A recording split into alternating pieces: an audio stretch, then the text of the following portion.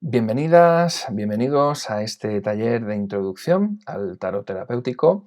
Mi nombre es Andrés Martín, soy terapeuta Gestalt, vengo utilizando el tarot de hace unos 8 o 9 años aproximadamente, y a lo largo de todo este tiempo, a través de mi experiencia como terapeuta Gestalt, los conocimientos de psicología y lo que he ido conociendo y descubriendo del tarot, he ido creando un método, un enfoque que permite utilizar la herramienta para el crecimiento personal y la superación de dificultades, bloqueos, patrones, un poco todo lo relacionado con el autodescubrimiento. A lo largo de estos años he ido perfeccionando la herramienta y bueno, lo que te traigo aquí es fruto de la experiencia, fruto de la investigación, fruto de la pasión, de las ganas y de la motivación. Espero que sea de tu agrado. Si es la primera vez que tienes contacto con el tarot, si anteriormente no sabes de qué va esta herramienta, creo que este taller te va a sorprender el tarot, el potencial que tiene. Si ya utilizas el tarot desde otro enfoque, un enfoque adivinatorio, un enfoque evolutivo, bueno, pues estoy convencido de que este taller te va a aportar una nueva visión, una nueva forma de utilizarlo y también una nueva forma quizás de aprenderlo y de integrarlo. Así que es para mí un placer compartir este ratito con todas vosotras, con todos vosotros y bueno, sin más preámbulos, vamos a comenzar. Bueno, me gustaría hacer una pequeña introducción antes de entrar de lleno en el propio tarot y hablar de él, sobre todo para explicar qué es lo que vamos a perseguir utilizando esta herramienta, ¿no?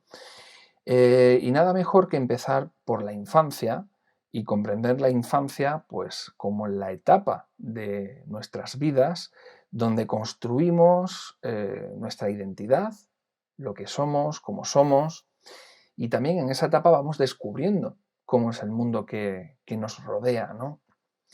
Este descubrimiento, en gran medida, tiene que ver por nuestra relación con las personas adultas de referencia, figuras parentales, madres, padres, abuelos, tíos, lo que es la familia, ¿no? Las personas cercanas, la escuela, por supuesto, la educación, eh, las relaciones sociales, la cultura y la sociedad que nos rodea. No va a ser lo mismo vivir en 1920 que en el 2020, ¿no? Hay una cultura y una sociedad totalmente distinta y eso en cierta manera nos va a condicionar, nos va a moldear de una determinada manera.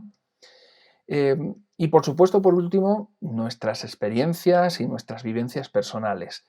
Todo este conglomerado unido a lo que es el temperamento, que es cómo somos, o aquellas cualidades, por decirlo de alguna manera, que nos pertenecen y que son únicas en nosotras, en nosotros, porque tiene que ver con nuestra genética, tiene que ver con nuestra herencia, es lo que llamamos temperamento. Todo eso, lo que hemos comentado, nuestras experiencias, la educación que recibimos, las relaciones sociales, el temperamento, en esta época de la infancia eh, vamos construyendo nuestra identidad y lo que comúnmente solemos conocer como máscara, como nuestro carácter, ¿no? Es, digamos, el personaje, entre comillas, ¿no? Nuestro ego, por decirlo de alguna manera, a través del cual nos relacionamos y nos mostramos al mundo. ¿No? Vamos construyendo esa máscara, sobre todo en nuestra infancia, en nuestra preadolescencia, lo vamos forjando a lo largo de toda esa etapa de maduración y de crecimiento. Y luego, pues bueno, esa máscara, esa identidad está un poco más estable en torno a los 24, 25 años aproximadamente, ¿no? Bueno, en todo este proceso de aprendizaje, de descubrimiento del mundo, para la creación de esta identidad, de esta máscara, por supuesto están experiencias vitales agradables, fortalezas, aprendizajes ricos y nutritivos, y también en esa máscara, en ese carácter, pueden cohabitar, pueden existir creencias que han sido aprendidas, que han sido vividas y que pueden limitar posteriormente nuestra vida adulta. Ya hablaremos de ello con más detalle a medida que vayamos avanzando en la presentación,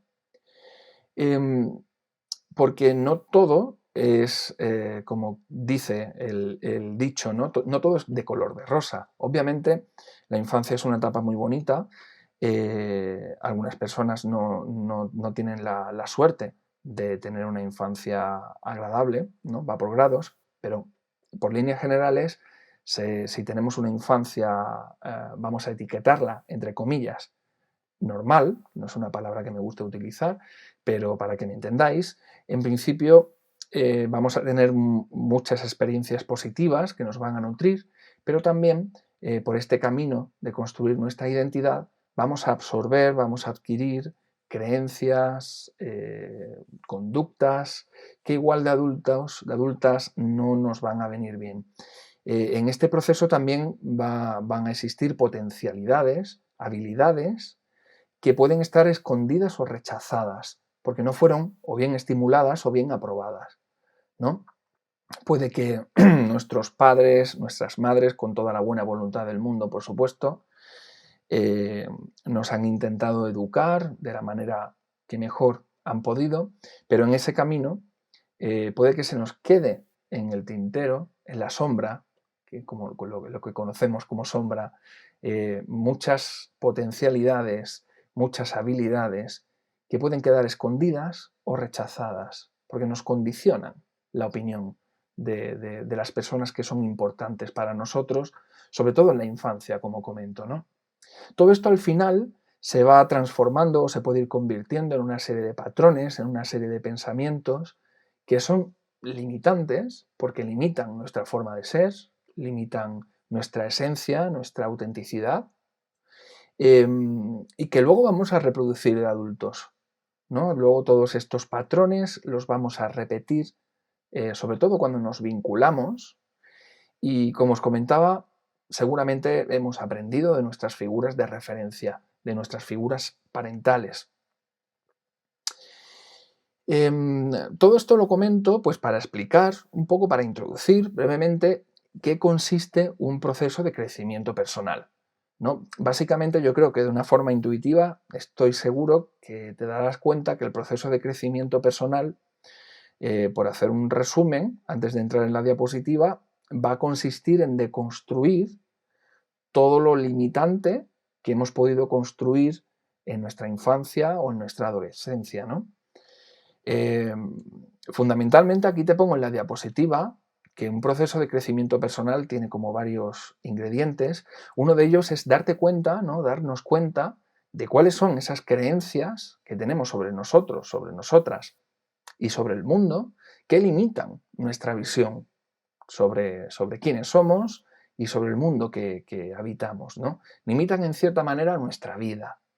Creencias que, bueno, son infinitas, pueden ser infinitas, pero todo aquel pensamiento que en cierta forma me va a limitar y va a limitar la forma en la que estoy y me relaciono, ¿no? En mi vida.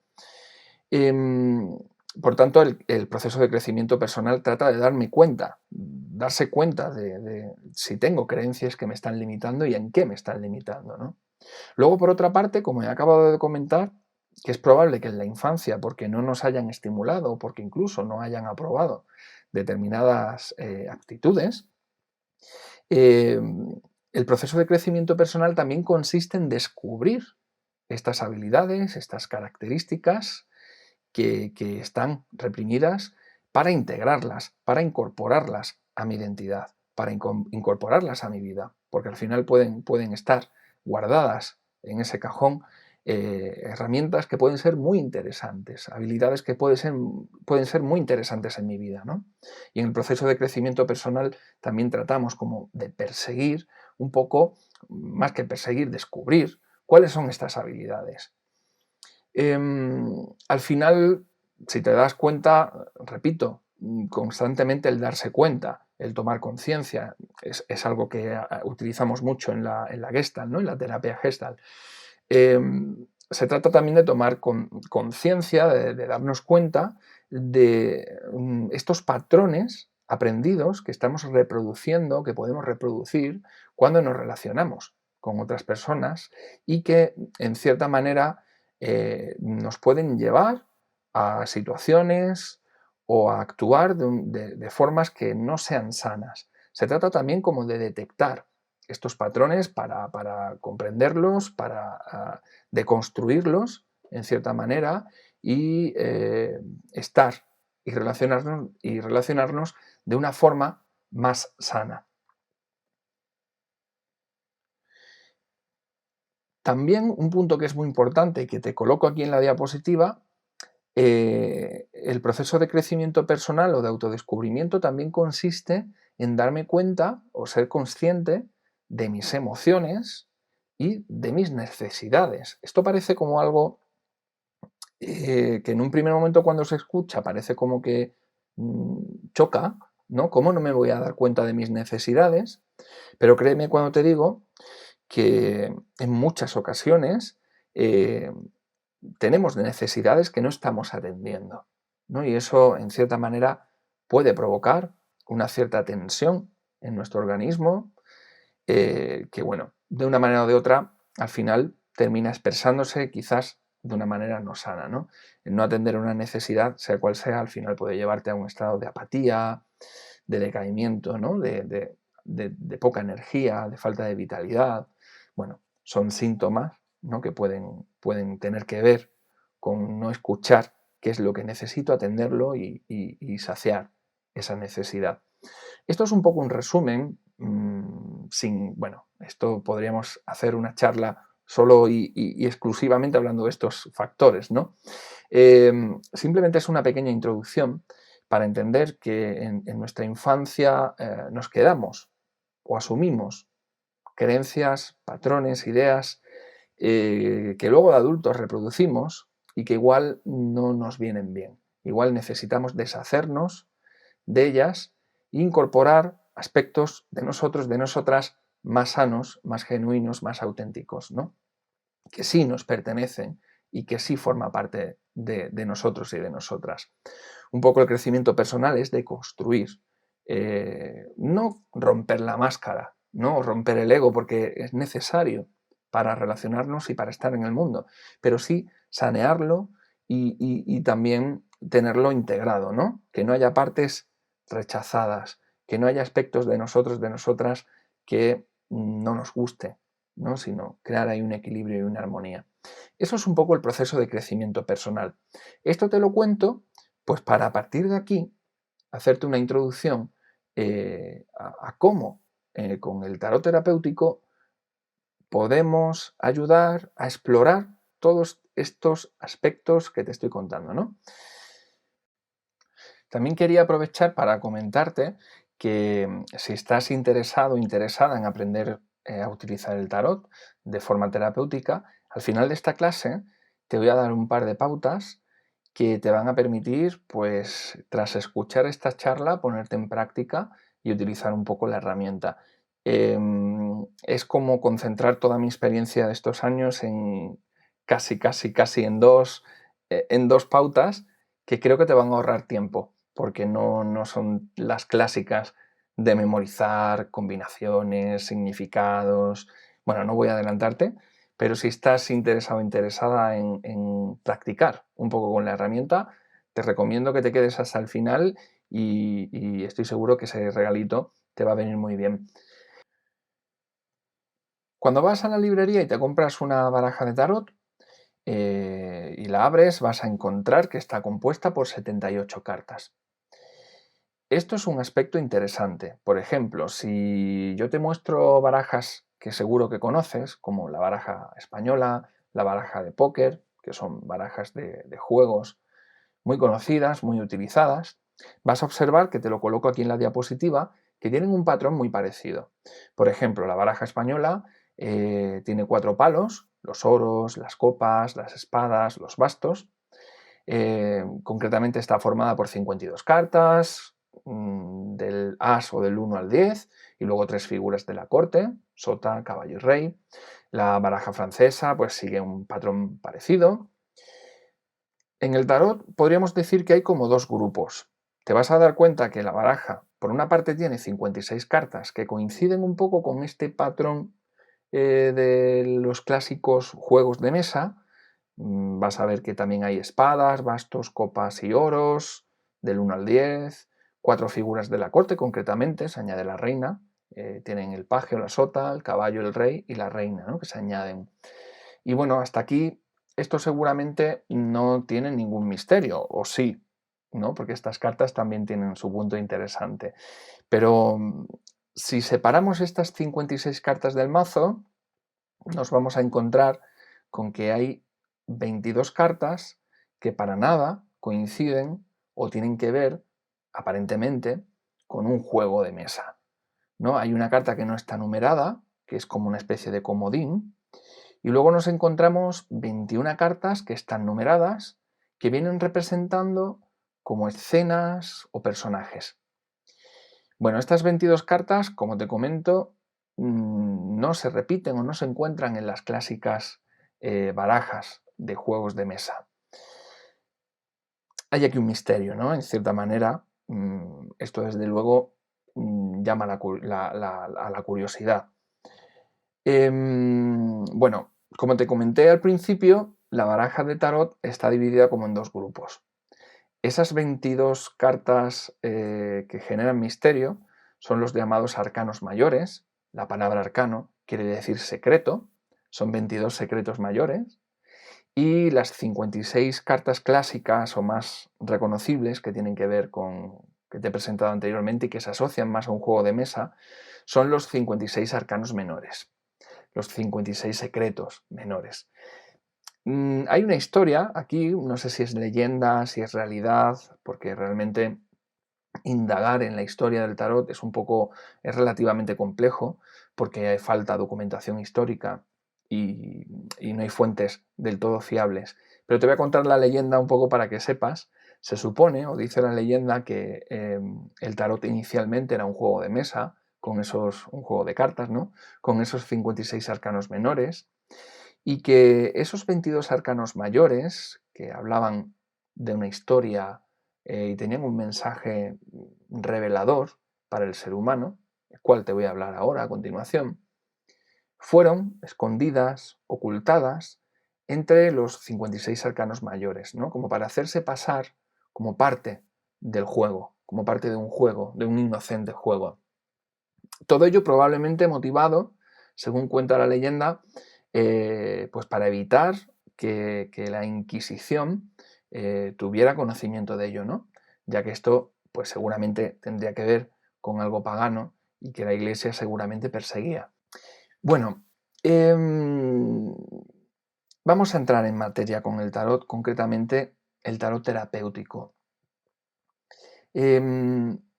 Esas 22 cartas que te he comentado, que no suelen ser, son atípicas, rompen un poco como el esquema de barajas tradicionales, esos 22 arcanos mayores, en realidad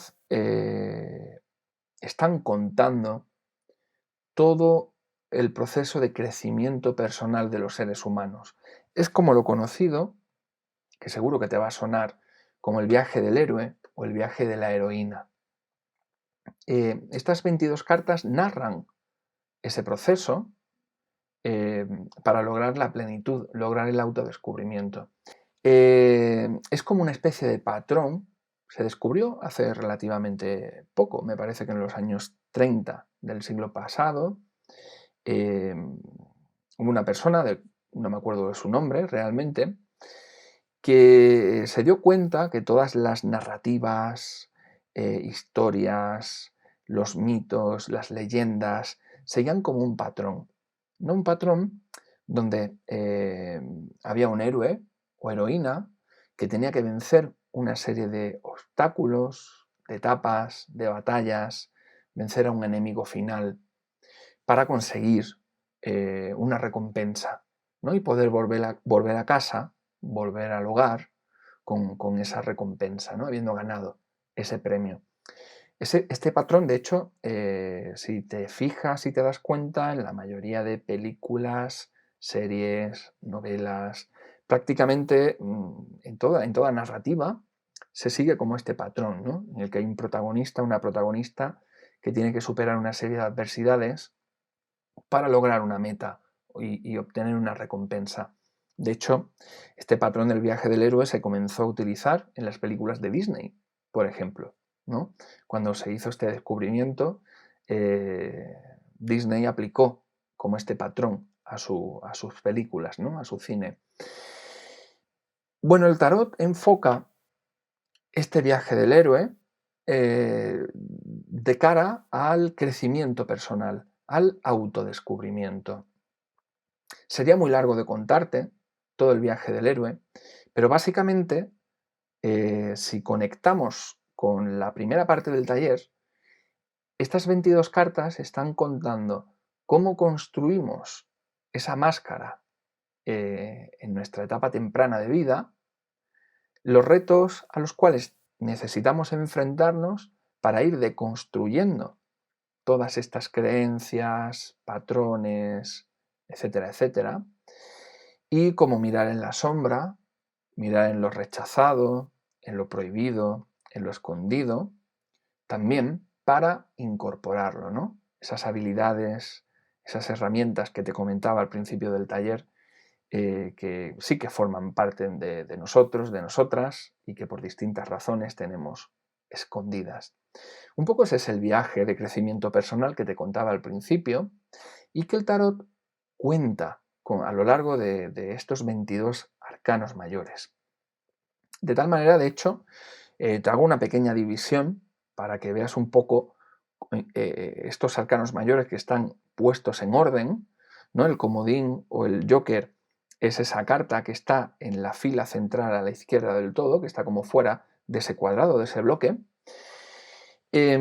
Podríamos decir que, tal como están ordenados, ya que estos arcanos están numerados, del 1 al 21, se pueden dividir en 3 filas de 7 cartas cada una, donde en esa primera fila, que te he marcado aquí en verde, tenemos como las distintas etapas en las cuales construimos el carácter o la personalidad, el ego, lo que te comentaba anteriormente al principio, ¿no? Esa primera parte del viaje, esas 7 primeros arcanos mayores, podríamos meterlos en una etapa, ¿no? O en una parte del proceso que tiene que ver con las raíces y con la identidad.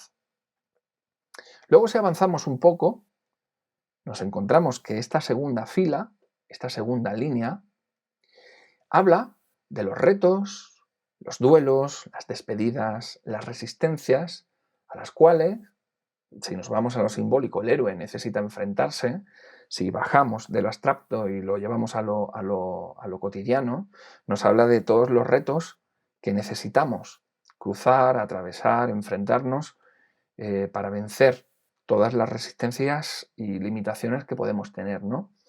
Es como la etapa de los miedos y las creencias, donde nos enfrentamos a todo esto, ¿no? Para tratar de superarlo.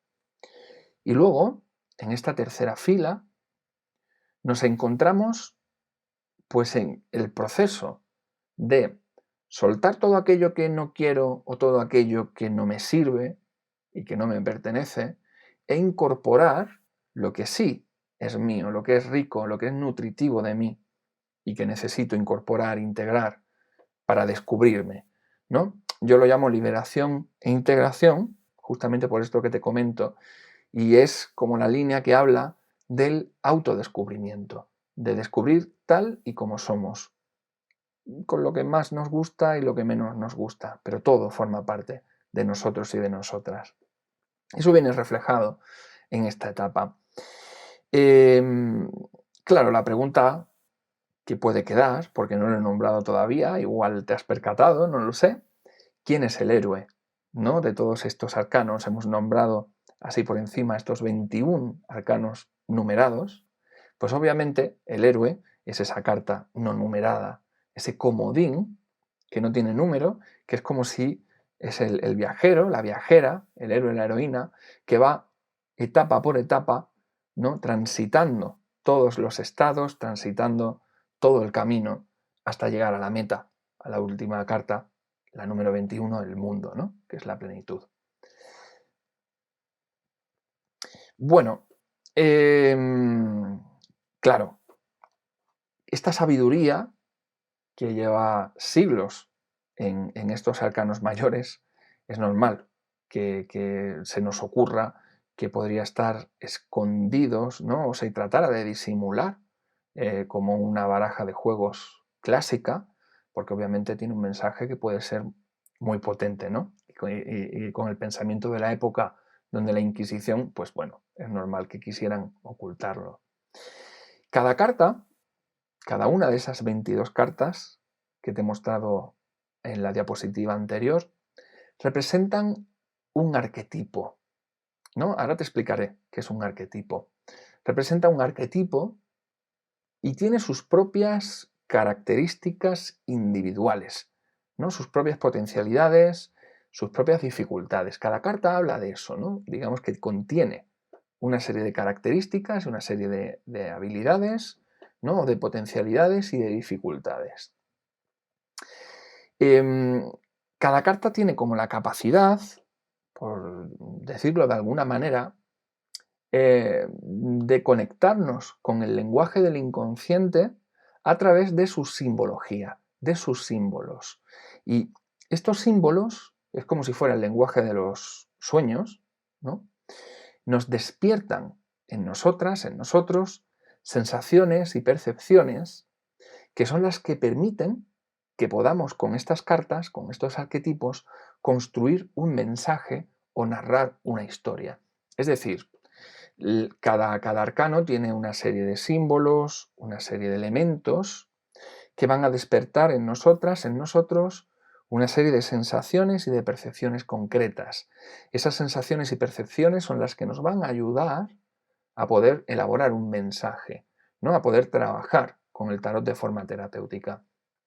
Todo esto se hace a través de los arquetipos, que voy a explicarte un poco ahora qué son los arquetipos, pero para que veas un poco cómo funciona esto del inconsciente, de la simbología, fíjate un poco en la diapositiva, ¿no? Te he colocado 3 arcanos mayores, 3 cartas de una determinada manera, ¿no? Y ahora la pregunta, si yo te digo que un arcano representa a la madre, otro arcano representa al padre y otro arcano representa al hijo, te pregunto, ¿qué sientes que está ocurriendo en esta escena?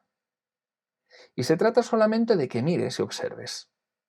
¿Qué sensación te da? Porque aquí, aunque no tengas ni idea de tarot, estoy convencido de que algún tipo de sensación te está dando cuando lo observas. Si quieres puedes pausar el vídeo, lo mires con detenimiento, pero es muy probable que la sensación que te haya dado es que parece como que el hijo se está alejando del hogar de los padres, ¿no? Se está marchando de casa, por ejemplo, podríamos decir, para emprender su propio camino. Vamos a hacer otro juego. Te pido que pienses en un sabio y en las características que puede tener una persona sabia. Como te he dicho anteriormente, si quieres, puedes pausar el vídeo y te tomas tu tiempo. Es posible que, cuando te he preguntado cómo es una persona sabia, más o menos te vengan a la cabeza ideas como una persona mayor, una persona que puede tener el pelo blanco, la barba blanca, tranquila, apacible y que incluso puede vestir hasta una túnica. Y si te digo que en el tarot tenemos un sabio, es posible que inclusive te hayas podido hasta sorprender. Evidentemente no te he adivinado, ni he leído tu pensamiento, ¿no? Estamos hablando de arquetipos, tanto en el caso anterior como en este caso. En el primer caso, donde te he mostrado las 3 primeras cartas, te he representado los símbolos visualmente que te van a llevar a construir una historia. Y ahora en este segundo ejercicio simplemente te he presentado un concepto y te has ideado los símbolos, ¿no? Barba blanca, mayor, tranquilo, características que tienen que ver con los arquetipos. Aquí concretamente tienes el arquetipo del sabio, una carta que es la carta del ermitaño, que se encuentra dentro de estos 22 arcanos mayores. Quería un poco, antes de entrar en la teoría, ¿no? De explicarte que es un arquetipo, que lo sintieras, un poco que lo vivieras. Entonces, los arquetipos al final como habrás podido darte cuenta, son como unas especies de imágenes colectivas que compartimos todos y todas, ¿no? De tal manera, Jung lo llamó inconsciente colectivo, que es como una especie bueno, la propia palabra define un poco lo que quiere decir, ¿no? Es como un inconsciente compartido donde estos arquetipos están ahí alojados y entonces cuando, igual que hemos hecho en el ejercicio anterior, nos van a llegar esas imágenes. Si yo te pregunto cómo es un hombre sabio o una persona sabia, te va a llegar una imagen concreta, ¿no? Y viceversa, si te muestro un arquetipo de un sabio, te va a despertar una serie de sensaciones. Eso es lo que forma el arquetipo a nivel simbólico, a nivel perceptivo, a nivel de sensaciones. Y todo eso, digamos, Jung decía o defendía, él creó el concepto, que se almacena en el inconsciente colectivo, ¿no? Lo interesante de esto es que los arquetipos están compartidos por toda la humanidad y por tanto trascienden las culturas, no entienden de culturas. Estoy convencido que si pregunto, voy haciendo una ruta a nivel mundial, ¿no? Y voy visitando distintos países, distintas culturas y voy preguntando, hago este ejercicio del sabio, estoy convencido de que las respuestas van a ser parecidas. Pueden haber pequeños cambios, ¿no? Que en un país la túnica sea azul y en otro rojo o no lleve túnica, pero va a haber una serie de características que son similares y se van a repetir, son comunes a todas las culturas. Es una de las cuestiones interesantes que tiene el arquetipo. Luego otro punto interesante es que estos arquetipos son como roles o patrones, es decir, estas características que se asocian a una imagen también se asocian a una manera de estar, ¿no? Por decirlo de alguna forma. Son roles o patrones que conforman o que están conformados por esas características y que se asocian de forma inconsciente. Cuando me refiero que son roles y patrones, quiero decir que podemos asumir esos roles o patrones en algún momento en nuestra vida. O sea, yo diría que constantemente. Yo, por ejemplo, ahora puedo tener el arquetipo del maestro. No es que me considere ningún maestro, ¿no? Pero para que me entendáis, porque estoy dando una lección, estoy informando de algo, tengo un rol y ese rol tiene una serie de características asociadas. Probablemente cuando termine este vídeo, este taller, asumiré otro arquetipo, ¿no? El que sea. Y va a cambiar mi rol, mi papel, ¿no? Esto es muy interesante, porque obviamente siendo el tarot una herramienta que se comunica a través de los arquetipos, va a poder ayudar a que la persona sea consciente de qué arquetipo está interpretando ahora, ¿no? Ese arquetipo puede estar bloqueando a la persona. No sé si es lo interesante de la herramienta que intento transmitirte, ¿no? Que al final, como de una forma inconsciente, de una forma simbólica, va a resonar. Hablaremos ahora. Simplemente que sepas que arquetipos los hay infinitos, que constantemente vamos soltando y adquiriendo arquetipos, son como roles, como te he comentado, patrones que tienen asociadas una serie de características y esto es algo vivo. El tarot terapéutico se apoya en este concepto del arquetipo que, como te comentaba, viene de la psicología junguiana. También este enfoque del tarot terapéutico se apoya en la terapia Gestalt, en técnicas gestálticas y todo este cóctel junto con el tarot es lo que hace que se pueda trabajar con una herramienta que puede ser muy potente para ayudar a la toma de conciencia, ¿no? La idea es que con el tarot, a través de los arquetipos, a través de los arcanos, de las cartas, no solo los arcanos mayores, que son un poco los protagonistas de esta charla, pero los arcanos menores también son muy interesantes y forman parte de este viaje del héroe o heroína que he comentado anteriormente. Todo esto al final se utiliza de tal manera que el tarot actúe de espejo de la persona, nos muestre un mapa simbólico, un mapa completo, a través de arquetipos, ¿no? A través de juegos simbólicos, nos muestra un mapa de la persona que nos permite descubrir, identificar las limitaciones, los conflictos, las dificultades, los bloqueos, los patrones que están dificultando, impidiendo, condicionando el bienestar de esta persona en el aquí, en el ahora, en el presente. Ahora hablaré del presente, porque como hablamos de tarot, la palabra futuro puede venir a la cabeza, ¿no? Esto lo voy a aclarar un poquito para que se sepa el enfoque, cómo lo trabaja, ¿no? Pero bueno, lo importante es que lo que hacemos al final es utilizar el tarot para que sea el espejo para la persona y que la persona pueda darse cuenta de aspectos de sí misma que no estaba teniendo en cuenta o no tenía conciencia de ellos. Por tanto, no solo informamos a través de esta herramienta de las dificultades que puede tener la persona, sino que también aportamos información, herramientas que la persona puede utilizar para contrarrestar, para salir de esa dificultad. O sea, la herramienta te va a informar y va a ayudar a que la persona se dé cuenta de sus dificultades, pero también al mismo tiempo le va a dar herramientas para que pueda trabajar esa dificultad, ¿no? Tiene como estos dos polos que son muy interesantes. No solo nos dice qué dificultad tiene, sino cómo puede trabajarla.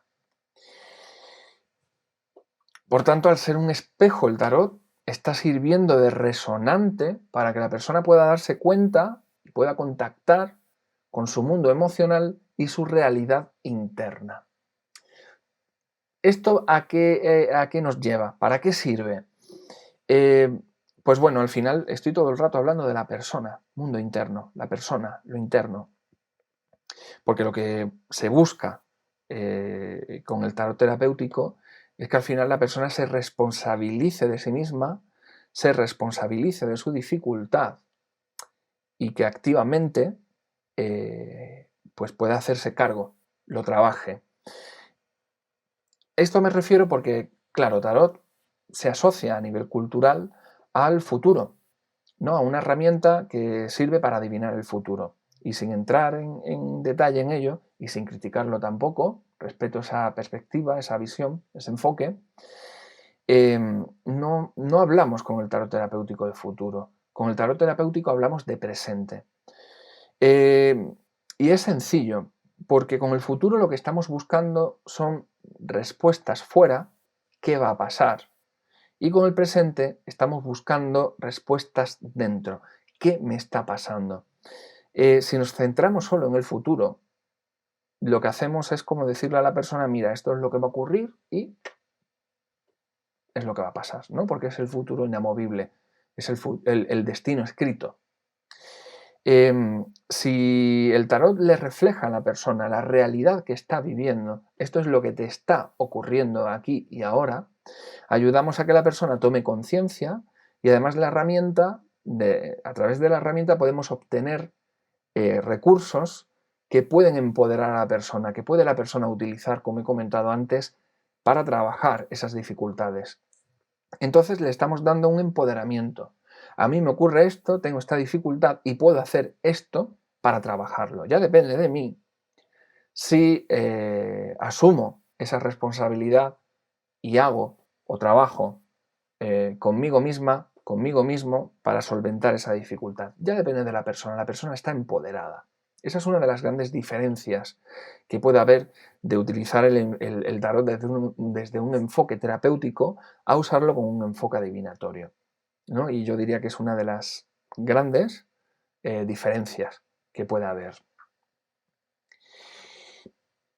Por tanto, con el tarot terapéutico lo que podemos ayudar a través de este mapa simbólico, arquetípico, que le mostramos a la persona y que le va a vibrar, le va a resonar, le va a despertar sensaciones, emociones, percepciones que hablan de ella, con esta herramienta lo que vamos a hacer es que la persona pueda ver, o la ayudamos a que pueda ver, partes que rechaza de sí misma. Esas partes de las que hablamos que podrían quedarse en la sombra, que podrían quedarse guardadas en ese cajón de oscuridad, ¿no? Llamado sombra, y que tienen que ver con el crecimiento personal, descubrirlas, sacarlas a la luz, que puedan hablar, que puedan expresarse porque forman parte de nosotros, de nosotras. Con esta herramienta podemos ayudar a que se tome conciencia de esas partes abandonadas o rechazadas.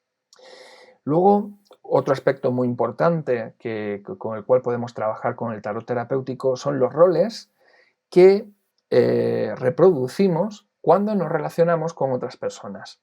Roles que pueden ir en distintos tipos de vínculos, no solo sexoafectivos o afectivos, relaciones de pareja, sino cualquier tipo de vínculo. Hay que tener en cuenta que en nuestra infancia, cómo se relacionan nuestros padres o nuestras figuras de apego, figuras parentales, cómo se asocian entre ellas, cómo se relacionan entre ellas y cómo se relacionan con nosotros y con nosotras, eso es como una especie de modelo que vamos a aprender, que vamos a integrar, que vamos a adquirir y que con toda probabilidad cuando seamos adultos o adultas vamos a reproducir ese modelo, ese patrón cuando nos vinculemos.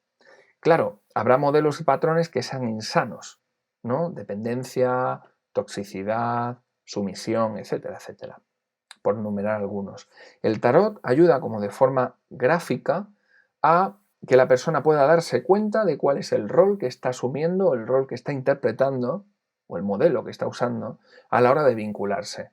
Y ayuda como a focalizar de una manera muy gráfica, muy intuitiva, este aspecto. De tal manera que la persona pueda tomar conciencia de ello y, por supuesto, podemos buscar herramientas y alternativas que le sirva a la persona para salir de ahí, ¿no? Para trabajar ese rol. Hemos hablado de infancia al principio del taller y uno de los aspectos que se abordan, que se exploran utilizando el tarot terapéutico es qué heridas o qué conflictos han podido surgir en la infancia y que están emergiendo en el aquí y en el ahora y están condicionando el bienestar de la persona, están dificultando la plenitud, la paz, la armonía interna de esa persona. Exploramos qué ha podido ocurrir en la infancia y se está arrastrando, trayendo al presente, se está reproduciendo y está limitando y condicionando a la persona.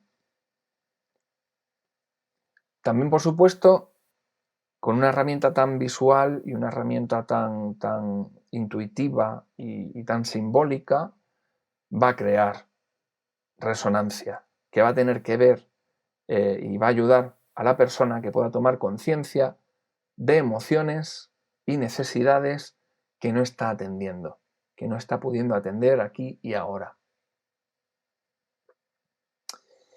Dicho todo esto, y lo he nombrado un poquito antes, es importante también decir que no es el tarot terapéutico, ¿no? Y por supuesto, esto es un punto tremendamente importante, ¿no? El tarot terapéutico no es una terapia ni un sustituto de la misma. Es una herramienta terapéutica, es decir, es una herramienta que puede apoyar, que puede ayudar en un proceso terapéutico, que puede orientar en un proceso terapéutico, pero no puede sustituir, porque la terapia es terapia, ¿no? La terapia es un proceso donde hay un vínculo con el terapeuta, la terapeuta, y se trabajan aspectos poco a poco, ¿no? Tiene un ritmo y tiene una forma de ser, ¿no? Que el tarot en ningún momento, el tarot terapéutico pretende suplantar, es una herramienta, un complemento. Una persona que sea terapeuta o que sea psicóloga o psicólogo puede utilizar esta herramienta como parte de la terapia, como un ingrediente más, sí, perfectamente. Al igual que el trabajo con muñecos o el trabajo con las cartas O, que son otro tipo de herramientas, el tarot de forma terapéutica, por supuesto, también se puede incorporar, no puede sustituir. Eso es un punto muy importante. Que tenga el apellido terapéutico es que es una herramienta terapéutica y siempre es un complemento. He de decir también que un complemento muy potente. Es cierto que es un complemento muy potente porque tiene la habilidad o la capacidad de desnudar, en cierta manera, un poco lo que está ocurriendo en el mundo interno de la persona. Entonces hay veces que se llega o se puede llegar con relativa facilidad, entre comillas, a determinadas dificultades nucleares que desde una conversación, por ejemplo, puede ser más dificultoso, puede conllevar más tiempo, pero puede ser un complemento y nunca un sustituto, ¿no?, del proceso de terapia. Por supuesto, lo hemos hablado antes, el tarot terapéutico no es un medio para adivinar el futuro. Creo que lo he explicado anteriormente. Nos centramos en el presente, en el mundo interno de la persona, qué te está pasando y no qué te va a pasar, porque el qué te va a pasar depende de ti realmente. Por último, tampoco es un oráculo que le diga a la persona lo que tiene que hacer, ¿no? Eso es muy importante, porque parece como que el tarot puede ser como, justamente, ¿no?, utilizo la palabra, creo que adecuadamente, un oráculo que te dice lo que tienes que hacer. Esto es lo que tienes que hacer para, ¿no?, ser feliz o para solucionar tal o cual problema. No funciona así la herramienta. La herramienta te puede ayudar a que te des cuenta de qué herramientas tienes tú internamente, qué recursos tienes tú para poder trabajar esta dificultad. Y depende de ti usarlas, depende de ti esas herramientas, tomar conciencia de ellas y bueno, aceptar un poco este mensaje, ¿no? Es decir, es tu responsabilidad. Lo que hagas con ello depende de ti, ¿no? El tarot no te dice lo que no te va a decir lo que tienes que hacer, te orienta el camino, pero eres tú quien, es la persona quien tiene que andar. No ocurre algo parecido con los procesos terapéuticos, donde en muchas ocasiones las personas que acuden a terapia buscan que el psicólogo o la psicóloga o el terapeuta o la terapeuta le digan lo que tienen que hacer, ¿no? Y lo primero que se dice es, oye, aquí no te voy a dar respuestas mágicas, vamos a explorar qué está ocurriendo y depende de ti. Pues igual ocurre con el tarot de forma terapéutica. Vale, dicho todo esto, hablado toda esta parte más teórica, y bueno, que intento que haya sido, y espero que haya sido lúdica, ¿no? Y te haya abierto un poco la perspectiva, la visión de la herramienta y haya conseguido mi objetivo, que es transmitirte un poco cómo funciona, cómo trabaja, ¿no?, y cómo puede ayudar en un trabajo de crecimiento personal. Ahora pues me gustaría explicarte un poco, sobre todo, dos aspectos fundamentales que forman parte de mi método de enseñanza, que he compartido con más de 100 alumnos y alumnas, creo, en los últimos 6-7 años aproximadamente, y que sé que funcionan. Sé que ayudan a integrar la herramienta para que después le puedas sacar todo el partido, ¿no?, y puedas utilizarla pues justamente para poder trabajar con personas y orientarlas en su proceso de crecimiento personal. Yo creo que son dos puntos donde muchas personas que quieren aprender a utilizar la herramienta no tienen en cuenta y se van más a lo teórico, a memorizar, a leer, a no tener en cuenta estos dos aspectos, y eso muchas veces dificulta el aprendizaje justamente de este tipo de herramientas. O sea, si tú que me estás viendo en algún momento has intentado aprender tarot, es posible que te hayas encontrado con esta dificultad. Pues bueno, un poco estos dos consejos, estas dos sugerencias pueden ayudarte a salir de ese bloqueo en tu proceso de aprendizaje. Yo diría que el primero y más importante, muy importante, créeme, es trabajar con la baraja de tarot adecuada. O sea, barajas de tarot hay tantas, iba a decir como estrellas en el cielo, no creo que tantas, pero hay muchas. Hay muchas versiones de tarot. Y obviamente no todas, en mi opinión, y en mi experiencia, sirven o pueden utilizarse sobre todo cuando se está empezando con la herramienta. Yo no digo solo para aprenderla, sino todo lo que hemos hablado a lo largo de este taller, del resonante, los arquetipos, de mostrarle a la persona un mapa con la cual puede ayudarla a tomar conciencia. Dependiendo de la baraja que utilicemos, se puede perder potencia, por decirlo de alguna forma, de esos arquetipos, de esa simbología. Porque al final las distintas barajas de tarot que hay no son más que interpretaciones creativas de otros autores y de otras autoras, ¿no? Es como hemos hablado antes del arquetipo del sabio, pues ahora yo en mi imaginario creo una imagen de un sabio o una sabia a mi forma, ¿no? Que tendrá las características del arquetipo, pero a mi forma creo esa imagen y ahora creo un tarot, ¿no? O creo un arcano con ese modelo, esa versión de sabio, de sabia mío. Y probablemente ahí en ese camino de creación, que es muy rico y es genial, pero puede perderse esa simbología de base, ¿no? Date cuenta en esta diapositiva que te pongo. Esta carta que he utilizado, la reconocerás a la izquierda, es la carta del loco, es el Joker o el comodín, como te comenté al principio. Pues fíjate, esa carta, la misma, en distintos tarots, cómo cambia. No va a ser lo mismo la simbología que hay en la carta de la izquierda, que es el tarot de Marsella, que en la carta del centro, que es el tarot de Crowley, o la carta de la derecha, que es el tarot de Rider. ¿Es la misma carta? Sí, pero te vas a dar cuenta que perceptivamente no te va a dar la misma sensación. El símbolo ha cambiado. Puede que las tres cartas se refieran al mismo concepto, pero de una forma totalmente distinta. Y eso, créeme, condiciona el proceso de aprendizaje.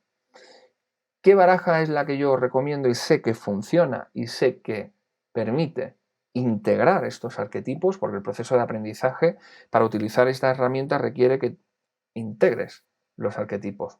No me voy a adelantar. Yo recomiendo el tarot de Marsella, que es este que te ilumino, que te marco aquí, ¿no? ¿Por qué? Pues creo que un poco te lo he comentado, ¿no? Primero, que es uno de los tarots más antiguos reconocidos, o sea, viene del año 1390, si no me equivoco, 1400 y poco, porque hay distintas versiones, tiene muchos años. Este concretamente, esta tapa que te estoy mostrando, es una restauración hecha por Jodorowsky y Camoin. Camoin es, ese apellido es conocido en Francia porque viene de una familia de antiguos impresores, de tarot sobre todo. Y bueno, Jodorowsky y Camoin en el año 97, 98 se aliaron, ¿no? Y junto con las planchas de la antigua imprenta de Camoin, que viene de 1400 y pico, y Jodorowsky, con su creatividad y conocimientos, ¿no?, sobre la herramienta, crearon una restauración, respetando toda la simbología, todo el contenido original, ¿no?, que tenía estas láminas. Entonces el tarot de Marsella, que hay muchos de Marsella, esto concretamente, como te digo, es el de Jodorowsky, pero te puedes encontrar varios de Marsella. Mientras sea de Marsella, que es de donde viene, ¿no?, de la ciudad de Marsella, donde se conoce en Francia este modelo, este diseño, es uno de los más antiguos, que respeta la simbología. Muy importante. La simbología es todo en el arquetipo, es todo en este proceso que yo te comento de resonancia. Muy importante. Porque al tener la simbología respetada, la simbología del arquetipo que forma parte de ese viaje de crecimiento, que es importante, permite conectar con la esencia más pura, ¿no?, de cada arquetipo. Y esto es ideal para un primer contacto y para el aprendizaje. Y como te he dicho antes, no solo para un primer contacto y para el aprendizaje, yo diría que para la persona que estamos intentando facilitar o ayudar, ese efecto va a ser el mismo en ella. Si le ponemos un tarot súper abstracto, reinterpretado, no lo va a ver. Es como si viéramos una obra de arte abstracta, ¿no? Es como, puede ser muy complicado encontrar la esencia. Este tipo de tarot facilita eso muchísimo, ¿no?, en el proceso de aprendizaje.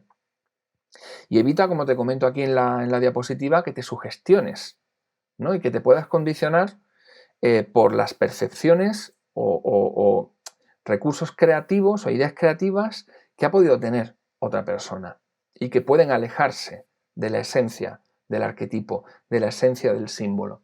Entonces yo diría que el primer paso es elegir la baraja adecuada. Muy importante.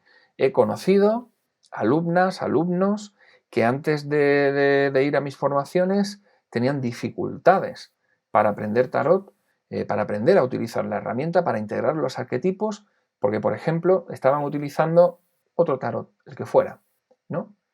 Y la experiencia me dice que dificulta el proceso. Así que esa es mi primera recomendación que funciona. La segunda que te coloco aquí con familiarizarse con los arquetipos. Es decir, esto es lo que yo me refiero de integrar los arcanos. Tanto los mayores como los menores. Pero bueno, es recomendable empezar por los mayores, que son como un poco más intuitivos. Los menores se aprenden desde otro lugar, ¿no? Distinto a este que te voy a mencionar ahora. Fíjate lo que te digo aquí. No se trata de memorizar ni de tener una sensibilidad especial, lo digo por esto de que también hay un mito, ¿no? Una creencia popular con que hay que tener un don para leer el tarot. Yo creo que, y espero, que a lo largo de todo este taller, de toda esta charla, haya quedado claro que no hablamos aquí de don ni de ningún tipo de percepción especial, sino que hablamos de una capacidad que todos y todas tenemos, que nos permite conectar con un mensaje simbólico, ¿no? Y eso simplemente es cuestión de entrenarlo y de darle espacio, ¿no? Yo diría que, y añado a este segundo punto, en el proceso de aprendizaje de la herramienta es interesante ver el tarot como un niño o una niña, desde esa mirada, ¿no? Que no juzga, desde una mirada que se arriesga, ¿no? Y que en un primer momento no se cohíbe, no cohíbe su parte creativa. Yo diría que eso es lo que se busca, ¿no? Y aquí te digo que no se trata de memorizar, sino de sentir y observar. Para integrar cada arcano es necesario observarlo muy detenidamente y dejarse sentir. ¿Qué te hace sentir? ¿En qué resuena? ¿De qué manera resuena en ti? Todo eso yo te recomiendo que con un cuadernito vayas arcano por arcano, le dediques un tiempo y hagas tu manual personal, donde vayas registrando todo esto. ¿Qué me hace sentir? ¿Qué observo objetivamente que tiene el arquetipo? Creo que esa es la clave, yo diría, interesante para integrar y acelerar el proceso de aprendizaje de los arcanos, el proceso de aprendizaje del tarot. Es algo, si te das cuenta, emocional, más perceptivo, más interno, no tanto intelectual, ¿no? O de conocimiento de conceptos, que también, porque también ayuda, pero lo principal es como lo interno, ¿no? Fíjate, yo te daría como unas preguntas que pueden ayudarte a explorar estos símbolos, ¿no? La primera, ¿qué sensación te despierta al verlo? ¿No? Lo podemos hacer este ejercicio a la par. Podréis pausar el vídeo en cada pregunta, ¿no? ¿Qué sensación te despierta al verlo? Obsérvalo, míralo y te va a llegar una percepción en un primer momento, que no tiene nada que ver con la cabeza, es algo más interno. Probablemente tenga que ver con libertad.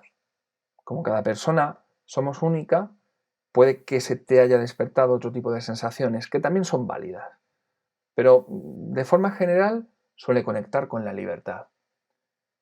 Esto te recomiendo que lo hagas arcano por arcano y lo anotes en tu cuaderno, en este cuaderno que te he recomendado, ¿no?